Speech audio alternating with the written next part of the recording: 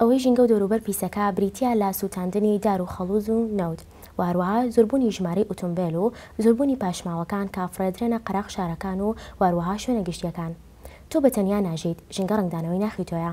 پێویست بوو ئەم ڕستەیە ببێ بە دروشمی ژینگە پارێزانی کوردستان، چونکە لە ڕاستیدا پاکی یاخود PCM و ژینگەکەمان پەیوەندی هەیە بە کەسایەتیمانەوە، ئەو کەسایەتی کە لە منداڵیە خێزانەکانمان بنیادیانێن. پێویستە ڕۆژانە بەکردار ڕۆڵەکانمان فێرکەین کە شکاندنەوەی لقی گوڵێک و هەروەها کوشتنی ماسێکی ئازاد بە هەمان شێوەی ئازاردانی مرۆڤێک وایە. پێناسەی ڕاستەقینەی مرۆڤ لە ڕووی ژینگەکەیەوە وەفا و دڵسۆزیەتی بەرامبەر بە زیادەکەی خۆی و هەروەها پاگراگرتنی ژینگەکەیەتی، چونکە ئەم نیشتیمانە و ئەم ژینگەیە ئامانەتێکە پێویستە کە بە پاکی و جوانی پێشکەشی نەوەکانی داهاتووی بکەین تاوەکو لە داهاتووە بتوانین بە نەوەکانمان بڵێین ئێوەش ژینگە پاک بکەنەوە وەک چۆن ئێمە پاکمان کردەوە، بەڵام ئەگەر ئێمە پاکمان نەکردەوە ناتوانین کە ئامۆژگاری ئەوانکەین بۆی کە ژینگەکەیان پاک بکەنەوە. زۆرترین بیرۆکە هەبوو بۆ پاگراگرتنی ژینگە، یەکێک لەو بیرۆکانەی کە چەسپی و لە زۆربەی وڵاتە پێشکەوتوەکان بەکارهات ڕیسایکلین بوو. ڕیسایکلین واتە دووبارە بەکارهێنانەوەی کەلوپەل و شتومەکی کۆن و کە بۆ فرێدان فرەئەدرێن، کەمەش بە چەند پرۆسەیەکە ئاڕوات: جیاکردنەوە، پاکردنەوە، توانەوە بۆ پاگراگرتنی ژینگە و بۆی کە مەنزەرەی ژینگە جوانتر بێت. ڕیسایکلین مێژوەکەی یەگەڕێتەوە بۆ ساڵی 1911 کە لەلایەن دکتۆرێکی لاوەوە لە بەرلینی پایتەختی ئەڵمانیا بە ناوی دکتۆر بێڵ کە هەستا تاقیکردنەوەیکی کرد بۆ قوتو کە قوتۆکەی تواندەوە بە خەڵوز و هەروەها لەگەڵ چەند لمێک تێکەڵی کرد و خشتی لە دەوروبەری دانا بووە هۆی ئەوەی کە بەردی حوزی ماسی دروست بێت کە بۆ جوانکاری لە حوزی ماسیە بەکارهاو. لەمەوە بیرۆکەی ڕیسایکلین سەری هەڵدا. ڕیسایکلین بیرۆکێکی زۆر گرنگە بۆیە لە زۆربەی وڵاتەکان پێڕەوەکرێن. پێش هاتنی ڕیسایکلین چەندین بیرۆکەی تر هەبووە، وەکو سەرەتا پاشماوەکان کۆکران و ئەسووتێنران، ئەمەش دووکەڵێکی زۆری لە دەوروبەرا دروستە کردو ئەبوو هۆی کە هەموو مرۆڤەکان تووشی نەخۆشی سیڤن، یاخود لە هەندێک وڵاتەکان پاشماوەکان کۆکران و ئەخرانە ڕووبارەکانەوە. ئەمەش نەبوو بە هۆی ئەوەی کە ببێ سەر بگرێت، چکە لە هەمان کاتا زیندەوەرە ئاویەکانە مردن و هەروەها ئاوەکانیش پیسە بوو. ڕیسایکلین بیرۆکەیەکی زۆر پێشکەوتوو بوو، بۆیە ئێستا لە زۆربەی وڵاتەکان پێڕەوەکرێت و چەسپیوە. لەگەڵ ئەوەی لەگەڵ فرێدانی شوشەیەەکە لەواچی ئێمە زۆر بیل لەوە نەکەینەوەکەم شوشەیە فڕین ئەگەرەکەی چی بە یاخود داهاتوە چی لە بەسەریە، بەڵام ئەگەرم شوشەیە بگەڕێنرێتەوە لەواچە ببێتەوە هۆی هەڵکردنی گڵۆپێکی شەزدواتی بۆ ماوەی 1 ساعت، کەواتە بۆچی ڕیسایکلین فەرامۆش بکرێت یاخود پێڕەو نەکرێت. پێویستە ڕۆژانە خێزانەکان منداڵەکانیان فێر بکەن کاتێکە بەڕێگایەکە ڕۆی بۆ شوێنێک، کاتێکە لە شوێنێک مناڵەکە دەبێت یاخود قوتوێک فڕیاتە دەرەوەی سیارەکە، پێویستە هەر لەو کاتەیە دایک و باوکەکە هەڵسێت بە ئامۆژگاریکردنی بۆ شتێکی جدی بێ لای و هەڵسێ بە ئامۆژگاریکردنی و سیارەکە بۆ سێنەتوی بڵێت کەم ئەم کاری تۆ کردوتە کارێکی خراپە. ئەگەر ئێمە ئەم کارانە نەکەین زۆر بێ ئاگابین لە ژینگەکەمان و وای لە هێژینگەکەمان بە شێوەیەک بیسەبێت کە هیچ کاتێک پێشبینیەوەمان نەکردو.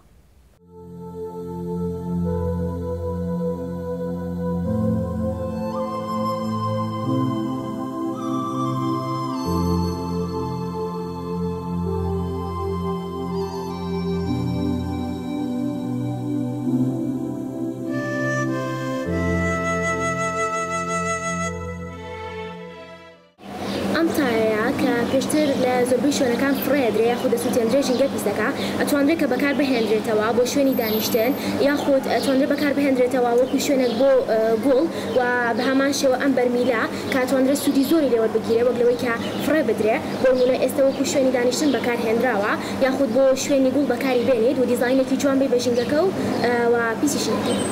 لە وڵاتی بەریتانیا دەمێکە پلانیان داناوە کە لە سای 1970 سووتاندنی دار و خەڵوز و نەوت و گاز کەم بکەنەوە لە پێناوی پاکڕاگرنی ژینگە و دەوروبەردا. ئێستاکە لە وڵاتانی ئەوروپا و ڕۆژئاوادا گرنگیەکی زۆر دەدرێت بە بواری دووبارە بەکارهێنانەوە. تەنانەت ئاوی زێرابەکان و پاشەڕۆی مرۆڤەکانی وەردەگیرێت و دووبارە بەکاردەهێنرێنەوە لەبەر ئەوەی زۆربەی پاشماوەی ماڵان و چێشخانەکان مادەی ئۆرگانین و ئەکرێ پەینی کیمیایان لە دروست بکرێ. بۆ نمونە لە سای 85 ئاوی غەسلەکان واتە شوێنی شتنی ئۆتۆمبیلەکان لە ئەوروپادا دووبارە بەکارهێنانەوەی بۆ دەکرێت. هەندێک لەو کەرستانی کە زۆربەی وڵاتان پێوەی دەناڵێنن وەکو کیسەی نایلۆن و بوتڵی بەتاڵ کە ئەمانەش 6 ملیۆنی فرە دەدرێت و تەنها 1 ملیۆنی بەکاردەهێنرێتەوە و لە ئەوروپا لە ساڵی 2002دا 9 ملیار بوتڵی بەتاڵ فرەدراوە واتە لە یەک کاتژمێرە 1 ملیۆن بوتڵی بەتاڵ فرەدراوە کە ئەمانەش تەنها 6 ملیۆنی بەکاردەهێنرێتەوە. لە ئەوروپا ساڵانە هەر کەسێک نزیکەی 200 کیسەی نایلۆن بەکاردێنێ. یەکێتی ئەوروپاش ئەوە بە ژمارەیەکی زۆر و مەترسیدار دەزانێت و داوا دەکات کە بێکجاری کیسەی نایلۆن قەدەغە بکرێت، بەڵام کیسەی نایلۆن بە تەنها کێشەی ئەوروپا نییە، چونکە بەپێی ئامارێکی کۆمەڵی ئەڵمانی بۆ پاراستنی ژینگە دەرکەوتووە کە هەر کیسە نایلۆنێک بۆ ماوەی 25 خولەک بەکاردەهێنرێت و لە دوایدا دەکرێتە تەنەکەی خۆڵەوە. ساڵانە زیاتر لە 1 تریلیۆن کیسەی نایلۆن بەکاردێت و تەنها لە سایەدەی دووبارە بەکارهێنانەوەی بۆ دەکرێت. بەپێی ئامارێکیش دەرکەوتووە لە 2010 لە ئەوروپا 750,000 تۆن کیسەی نایلۆن بەرهەم هاتووە. بەپێی توێژینەوەیەکی زانکۆی ئەنتاریۆی ئەمریکاش دەرکەوتووە کە کێشەی پاشماوە پلاستیکیەکان بە شێوەیەکی تایبەت لە شارەکانی وڵاتانی درێژە سندوودا زیاترە، واتە دانیشتوانی شارەکان دوو هێندەی بڕی ئەو خاشاکان هەیە کە دانیشتوانی گوندەکان هەیەە و هەروەها سەلوێنکی پاشماوەی خاشاکەکانی لاوگانگ لە شاری شەنگەهای چین و سەلوێنکی پاشماوەی خاشاکەکانی بۆردۆ بۆنینتە لە مەکسیکۆ سیتی لە مەکسیک کێبڕکێ دەکەن لەسەر نازناوی گەورەترین سەلوێنکی جیهان، چونکە هەر یەکەیان ڕۆژانە بەبڕی 10,000 تۆن پاشماوەی تێفرا دەدرێت و بێگومان چەندین ڕێگە چارەش بۆ ئەمە گیراوەتە بەر. بۆ نمونە لە شاری مەکسیکۆ سیتی سیاسیەکان کیسەی نایلۆنیان قەدەغە کردووە بەوەی کە هەموو ئەو دوکاندارانە غەرامە دەکرێن کە بە خۆڕایی کیسەی نایلۆن دەبەخشنە کڕیارەکانیان بە مەبەستی گوێزانەوەی شتومەکەکانیان. لەگەڵ هەموو ئەمانشدا پسپۆران لەو بڕوایدان کە ئەمە ڕۆڵی کاریگەری نابێ ئەگەر بێت و هاوڵاتیان خۆیان هۆشیار دەبنەوە هەوڵی کەمکردنەوەی کیسەی نایلۆن نەدەن. و لە ئێرلەنداش باجی 22 سنت بۆ هەر کیسە نایلۆنێک دانراوە. ئەمەش بۆ ئەوە نەبووە کە ڕێژەی داهاتی باج زیاتر بکرێ، بەڵکو بۆ ئاراستەکردنی هەڵسوکەوتی هاوڵاتیانە. و بەمەش ڕێژەی ڕسایکلین لە شارەکانی وەکو ئەڵمانیا داگەشتوتە لە سایە 39، دانیمارک لە سایە 28 و سوید لە سایە 27 و بەریتانیاش لە سایە 24.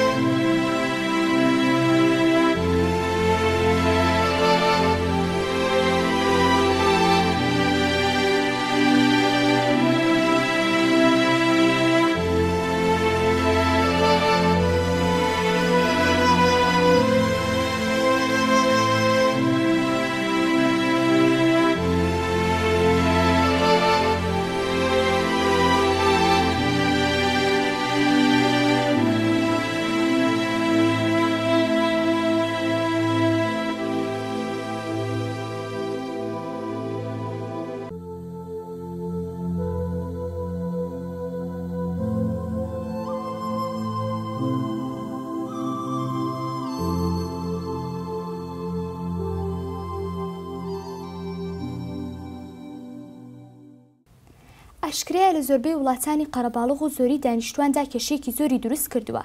یەکێک لەم کێشانش پیسبوونی ژینگەیە کە بەهۆی خۆڵ و خەشاک و پاشەڕەوە دروست دەبێت. شاری سلێمانیش وەکو یەکێک لە شارە قەرەباڵغەکان باسی لێ دەکرێت کە ڕۆژانە 750 تۆنە خۆڵ و خەشاک لەلایەن شارەوانی سلێمانیەوە دەبرێتە دەرەوەی شار و پاشان دەسووتێنرێت، جگەلەوەی کە دەتوانێت دووبارە ئەم مادانە بەکار بهێنرێتەوە. ڕاستیە ئەمە تاوانێکە بەرامبەر بە ژینگەکەمان، لەبەر ئەوەی ئێستا لە دنیای مۆدێرندا خەشاک بەو شێوەیە چارەسەر ناکرێت، بەڵکو سیستەمی زۆر گەورە پێشکەوتوو دانراوە بۆ ڕزگاربوونەوە خۆڵ و خاشاکە. ئەم سیستەمانش هەمووی بە ریسایکلین پەیڕەو دەبن، واتە دووبارە بەکارهێنانەوەی مادەیەک بۆ مەبەستی پیشەسازی.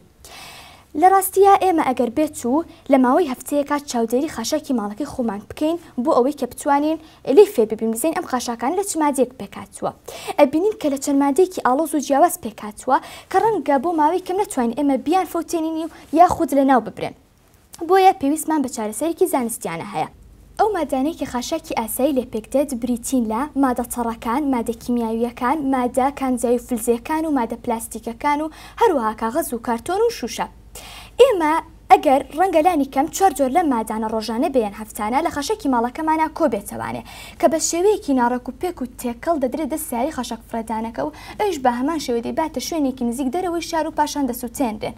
لە ڕاستیدا ئەمە وا باشترە کە نەسووتێنێت، چونکە هیچ نەبێت ئەو کات دووکەڵەکەی نایەتەوە بە سەرماندا کە ئەچێتە ناو سیەکانمان و تووشی چەنەها نەخۆشی جۆرە و جۆرمان ئەکات و ئەمە زیانکی گەورە لە ژینگەکەشمان ئەیات و لە تەندروستیشمان، لەبەر ئەوەی کە هەوایەکی پاکەشایانی هەڵمژین بێت هەوای ترۆفۆسفیرە کە ڕژەی گازەکانی بەم شێوەیە لە 178 نیترۆجینە و لە 121 ئۆکسجینە و لە سایەکی گازەکانی دیکەیە و لە 0.2 ئۆکسیدی کاربۆنە و هەروەها گازەکانی نیۆن و هیلیۆم و کریپتۆن و گازەکانی دیکەش پێویستە هەبن لە هەوادا، بەڵام زیادبوونی ڕژەی هەرێکێکیان زیانێکی گەورە بە تەندروستیمان دەگەێنێت. لەو نەخۆشیانش کە تووزێ بێت بریتین لە هەوکردنی سیەکان، شێرپەنجەی پەردەی دەوری سیەکان، حساسیت و حساسیەتی چاو و کەمبوونەوەی ئۆکسجین لە هیمۆگلۆبینی خوێندا و کارکردنە سەر دەستگای دەماری جەستەیی مرۆڤ و ئەمە جگەلەوەی کە دەبێتە هۆی تێکچوونی ناوچەیەکی فراوان لە زەویەکەمان.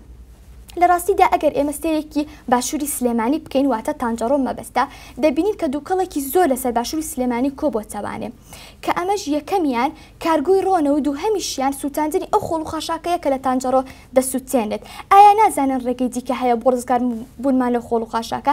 ئایا نازانێت ئەمە زیان گەورە بە تەندروستیمان دەگەێنێت لەبەروی ئەو خۆڵ و خاشاکە هەموو جلوبەرگی کۆن و علاگە و زبڵ و خاشاکی ئەو خستەخانانەیە کە لە چەندەها ڤایرۆس و بەکتریا پێکاتوە، دووبارە ئەمەش لە ڕێگەی تەنورکەکانی هەوا و ئەگەڕێتەوە ناو سیەکانمان و تووشی نەخۆشی جۆرا و جۆر و تازە و نەخۆشی دیکەشمان ئەکات. ئێمە لە ئێستادا ڕێگە چارەمان بۆ دۆزی وەتەوانێک کە دەتوانین ئێمە لە وڵاتەکەی خۆمانە کاری پێ بکەین، بەڵام جارێکە ئەبێ هەر یەکەمان لە ماڵی خۆمانەوە دەست پێ بکەین. یەکەم خەڵکە پێویستە پابەندکردنی هەموو کەسێکە بە ئەم کارانی کە بیکەن. یەکەم ئێمە با لە ماڵەکانی خۆمانەوە دەست پێ بکەین. یەکەم شت ئەوەیەکە دانانی چەند جۆرە زبڵێکی جیاواز، جا بە شێوەی جیاواز بێ یا بەڕەنگی جیاواز بێ. بۆ نمونە من لە ماڵی خۆمان جێکەمەوە بڵێم زبڵی سوور دابنێن بۆ مادە پلاستیکەکان، سپی دابنێن بۆ شوشەکان، ڕۆژ دابنێن بۆ پاشماوە خۆراکیەکان و بەو شێوەیە هەریەکە و بە شێوەی خۆی جێ بکاتەوانێ.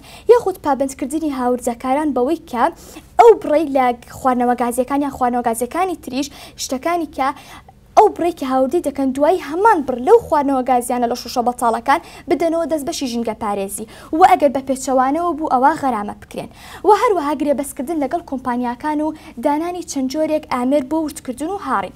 بۆ نمونە ئێمە ئەتوانین بە نسبەت وڵاتی خۆمانەوە ئەتوانین دەبەی بەنزین و نەوت کە نامانەوێت ورد بکرێت و بەهارەت و دوای بفرۆشێتەوە بە وڵاتانی دیکە. لەوانەیە ئێمەم کارانەمان بەلاوە زەحمەت بێ، بەڵام ئەبێ ئەوە بزانین کە وڵاتی چین هەموو خۆڵ و خاشاکی ئەمریکاش و مسرش ئەکرێتەوە و دوای لێی خۆی بۆ بەستی پیشەسازی بەکاری ئەهێنێتەوانێت. هەروەها ڕێگە چاریکی ترمان هەیە، ئەمانە زۆر گرنگن، بەڵام ئەمانە بە شێوەی ئەگەر بەپی ئەو خۆڵ و خاشاکانی کە فرا دەدرێتە دەرەوەی شار. بۆ نمونە ئێمە وتمان لە شاری سلێمانی 750 تۆنە خۆڵ و خاشاک دەبرێتە دەرەوەی شار و پاشان دەسووتێنێت. ئەگەر هاتوو لەو 750 تۆن خۆڵ و خاشاکە 10 تۆنی مادەی پلاستیکی بێت، ئەوە ساڵانە ئەکاتە 3650 تۆن لە مادەی پلاستیکی. ئێمە ئەتوانین ئەم مادانە لێ خۆمان بە دوو شێوە بەکار بهێنین، یان بۆ بەستی پیشەسازی ناوخۆ لە ناو خۆمانە، یان ئەتوانین بفرۆشینەوە بە وڵاتانی دیکە. بۆ نمونە وتمان لەو 3650 تۆن مادەی پلاستیکیە کە ساڵانە ئەکات، ئێمە ئەتوانین بۆری زێرابی هەموو شاری سلێمانی لێ دروست بکەین و زیادیشی هەبێت و ئەشتوانین بفرۆشینەوە بە وڵاتانی دەرەوە کە تۆنی 400 بۆ 500 دلار ئەکا، ساڵانە ئەکاتە 1,460,000 دلار. ئەگەر هاتو 2 تۆنی مادەی فافۆن بێت ساڵانە ئەکاتە 730 تۆن لە مادەی فافۆن. ئەگەر تۆنی بە $1000 بێ ئەوە ساڵانە ئەکاتە 730,000 دلار. و ئەگەر هاتو 15 تۆنیمان شوشە بێت ئەمە ئەتوانێت لە لای خۆمان بۆم بەستی پیشەسازی بەکاری بهێنینەوە ساڵانە ئەکاتە 5475 مادەی شوشە کە ئێمە ئەتوانین بۆم بەستی بۆ ڕووکەشی کاشی سیرامیک بەکاری بهێنین یاخود بەکار بێت ئەگەر لەلایەن خەڵکەوە بەکار بێت بۆ دروستکردنی بلووری چرا. هەروەها ئەگەر هاتو 50 تۆنی کاغەز و کارتۆن بێت ساڵانە ئەکاتە 18250 تۆن لە کاغەز و کارتۆن. ئێمە ئەتوانین لەلای پیشەسازی لای خۆمان بەکاری بهێنین بۆ دروستکردنی تەبەقی هێلکە و ئەشتوانین بفرۆشینەوە بە وڵاتانی گیان ئەگەر تۆنیشی بە $50 بێ ئەوە ساڵانە ئەکاتە 19,500 دلار. ئەمە کاتێک ئەمانەمان لە خۆڵ و خاشاکە جیا کردەوە ئەوەی کە ئەمێنێتەوانێ ئەتوانین بۆ دروستکردنی پێین و هەروەها بۆ سوتەمەنی بەکاری بهێنین لەبەر ئەوەی ئێستا لە وڵاتە پێشکەوتوەکانە لە مەبەستی لە سیستەمی باڵەخانەکانیاندا بۆ گەرمکردن و سوتەمەنی زبڵ و خاشاک بەکار ئەهێنن. ئێستش ڤیدیۆیەکمان ئامادە کردووە بۆ ئەوەی کە زیاتر ئاشنا بین بە ریسایکلین. ئێستا لە وڵاتانی دەرەوە کە کاتێک هەرێکی لە ماڵی خۆیەوە دەست پێ ئەکات و شتەکان جێ ئەکەنەوانێ دواتر لە ڕێی سیارەی خاشەک فرەدانەکەوانێ ئەبرێت بۆ دەستگای خۆڵ و خاشاکە تایە کوی ئەکەنەوانێ دوای هەریەکەیان لە خۆڵ و خاشاکان جێ ئەکەنەوانێ بەش جیان کردێتەوە بەشێکیان داناوە بۆ جیاکردنەوەی کاغەز و کارتۆنەکان کە دوای وردی ئەکەن و کوی ئەکەنەوە لەوانێ بفرۆشێتەوە بە وڵاتانی تر و بەشێکیشیان داناوە بۆ قوتوەکان جێ ئەکەنەوانێ دوای عینەن شت لیان دروستەکەنەوە یان ئەیفرۆشنەوە بە وڵاتانی دیکە یان قازانجی بۆ خۆیان هەیە یا خوشوشەکان جێ ئەکەنەوانێ کەواتە ئەمانە هەمووی ئەوەندە هەلن کە ئەگەر هاتو تێدا پارشمان تێدا دەست نەکەوێت و پارشی تێدا سەرف بکەین هیچ بێ خزمەتێکمان بە نیشتیمانەکەمان و تەندروستی خۆشمان کردووە. لە ڕاستیە ئێمە وەکو پێشتر باسمان کرد وتمان چەندین هۆکاری پیسبوونی ژینگەمان هەیە و چەندین پاشەڕۆوانێ ئێمە ژینگەکەمان پیس بووە. لە ڕاستیە ئێمە ئەتوانین بەهۆی چەند هۆکارێکەوانێت چەندین کۆمپانیا و چەندین شوێن هەیە ئێمە ئەتوانین ئەم پاشماوەشتانە بەکار بهێنینەوە لای خۆمان و دووبارە سوودیان لێوەربگرینەوانێ. بۆ نمونە ئێمە ئەتوانین چەند شتێک بەکاربێنین بۆ نمونە توانین تایە بەکار بهێنین لە جیاتی ئەوەی بسووتێنێ بۆ دروستکردنی هەندێک شتی دیکە. بۆ نمونە ئایا ئەم تاقەنەفەیەکی ئێستا لەسەری دانیشتوم ئێوە ئەزانین ئەمە لە چی دروست کراوە ئێمە هەستی پێ ناکەن کە ئێمە ئەمەمان لە چی دروست کردووە لە ڕاستیە ئەمە تایەیەکە ئەمە دوو تایە لەسەر یەکدانراوە پاشان پارچە ئیسپنجێکمان بەسەری داوە ئەنجا پارچە قماشێک کە شێوازێک و دیزاینێکی زۆر جوانی هەیە و ئێمە ئەتوانین دای بنین و هەرگیز کەس هەستی پێ ناکات کە ئەمە لە تایە دروست کراوە و ئەتوانین بەهۆی ئەمەوانە ئێمە خزمەتێک بە ژینگەکەی خۆشمان بکەین و هەم دیاریش نییە کە ئەمە دروستکراوێکی پاشماوەکانە کەواتە ئێمە ئەمانە ئەتوانین بەکار بهێنین بۆ دروستکردنی چەندین جۆرشتی دیکە و ئەمە تەنها نمونەیەکە لەو شتانێکی ئێمە دروستمان کردووە.